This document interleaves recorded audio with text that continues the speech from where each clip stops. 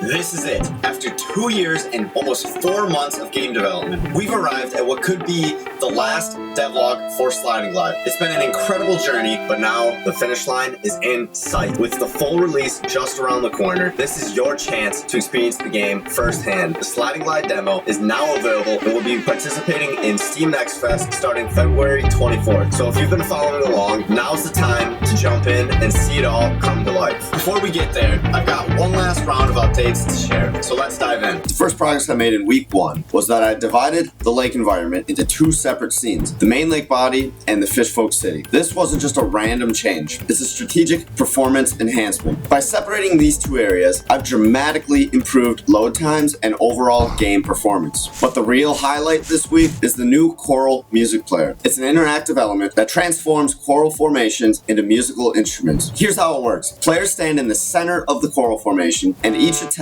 direction triggers a different choral tube. Each choral tube plays a unique musical note. As a proof of concept, I've already figured out how to play Mary Had a Little Lamb using this mechanic.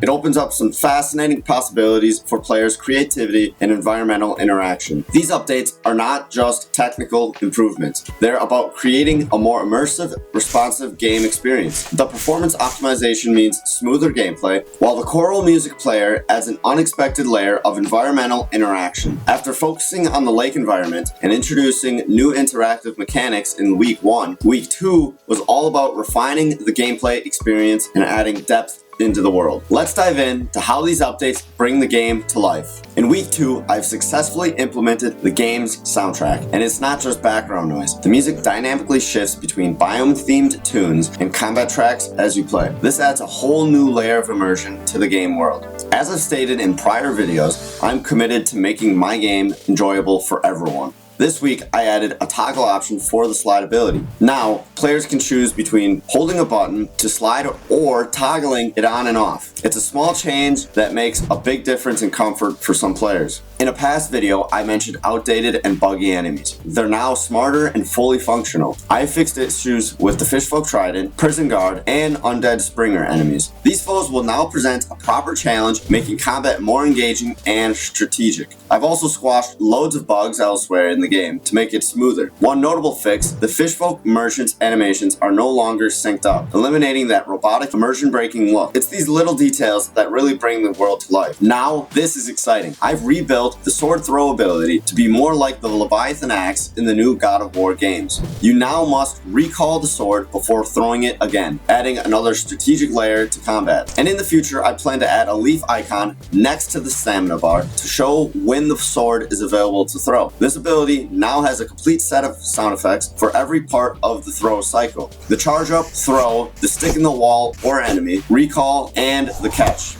It feels incredibly satisfying to use now. These changes have really elevated the gameplay experience. The sword throw now feels more realistic and strategic, and the sound design adds a whole new level of feedback and immersion. With the sword throw locked in and the major bugs squashed, it is time to make the world feel more alive. You'll now see schools of fish swimming in both the lake and Fishfolk City biomes, but these aren't just static decorations. Oh no, there are 4 different types of fish, and they spawn in varying amounts each time, so no 2 encounters are the same. And they also react to the player moving out of the way. Instead of just sitting there, it's a small detail, but it adds a huge amount of life to the water environments. And over in the mound and elder tree biomes, beehives have started appearing, and where there's a hive, there are bees. Every hive spawns a random number of bees that fly around it. Get too close and the bees will react, buzzing faster and clustering near the hive. They don't attack, but they do make the world feel more alive. These next editions, they don't just look cool, they feel cool too. I've added glow effects, and this is just for magical items and attacks, so now they glow, making them feel more powerful and visually distinct. I've also added screen shake to make the combat feel way more impactful. There are light shakes for the basic sword swing attacks, so the game doesn't get too shaky because these attacks happen often. And there's a stronger shake for when the sword throw hits an enemy, and this is a little bigger than the normal attack because this doesn't happen as often. And then the biggest shake happens when the player gets hit by an enemy, because this situation shouldn't happen too often, and it's got to feel impactful for the player so they really know when they get hit by an enemy. With these effects in place, Sliding Glide's combat is punchier, more responsive, and way more fun to play. And that's a wrap. The Sliding Glide demo drops February 24th during Steam Next Fest. So if you've been following this journey, now's your chance to try it out yourself. And hey, if you like what you see, wishlist the game on Steam to stay updated and support the project. And this might be my last devlog for Sliding Glide, but I'm not going anywhere. I'll still be posting monthly devlogs just on something new. And let's just say my next project, it's gonna be wild, but more on that soon. Thank you for being a part of this journey. So this is RBC Mr. Rhodes signing off for now.